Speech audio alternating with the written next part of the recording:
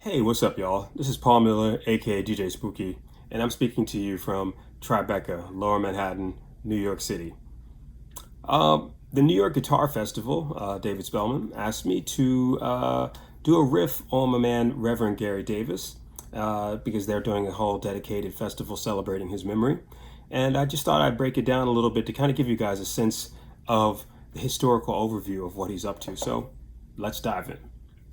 Reverend Gary Davis was born April 30th, 1896 in Lawrence, South Carolina. Now, that's a crazy year because it's a couple of different variables happening.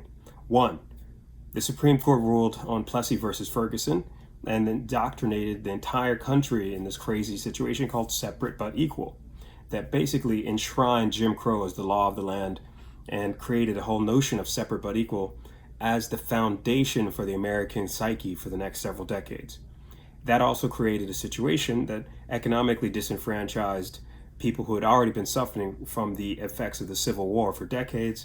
And then it sort of created the basic foundation for the migration and of African Americans from the South as kind of cultural and economic refugees. It's also, 1896 is a year that Svante Arrhenius was the first scientist to quantify the role of carbon in global warming, and strangely enough, it's the same year that F. Scott Fitzgerald's born. Go figure. So, if you fast forward a couple decades later, gospel, blues, jazz, folk, all of those things have become part of the foundation of the vocabulary of the American psyche, as examined under the microscope of recorded media, the radio, and all these new technologies that allow people to really begin to experience these kinds of customs and folk music that had come out of the South. Now, Reverend Gary Davis influenced people like, of course, Bob Weir, the Grateful Dead, and most strikingly, Bob Dylan or people like Keb Mo, and of course, other folks like, Jefferson Airplane, the Rolling Stones, Cream, you name it.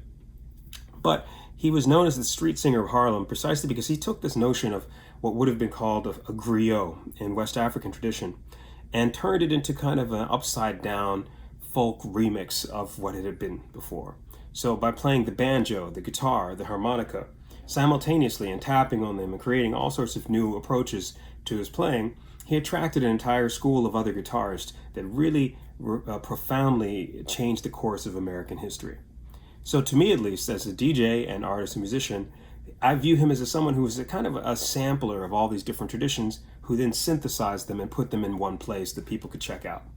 He also helped set up Alan Lomax's Folkways kind of recordings of acoustic anthropological studies.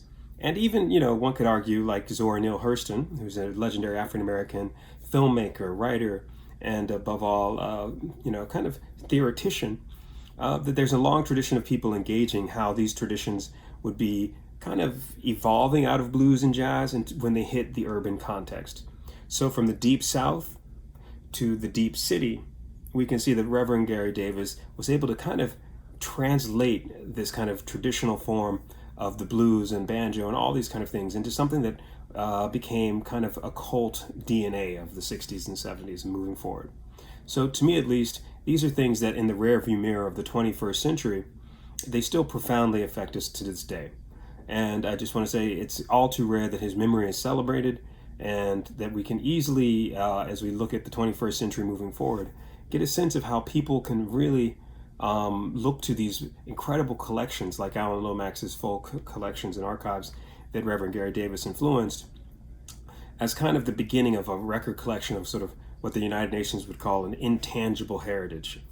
So he's kind of a church in his own form. His style of playing created an entire architecture of sound. So with that said and done, just want to say, Reverend Gary Davis, respect. It is 2020 and the world still has to catch up with his style of playing. So thank you for tuning in. My name is DJ Spooky. I'm, electronic music, but that's the point. It's a connection. It's about building bridge between styles. So with that said and done, check the flavor. Reverend Gary Davis, 2020 and beyond.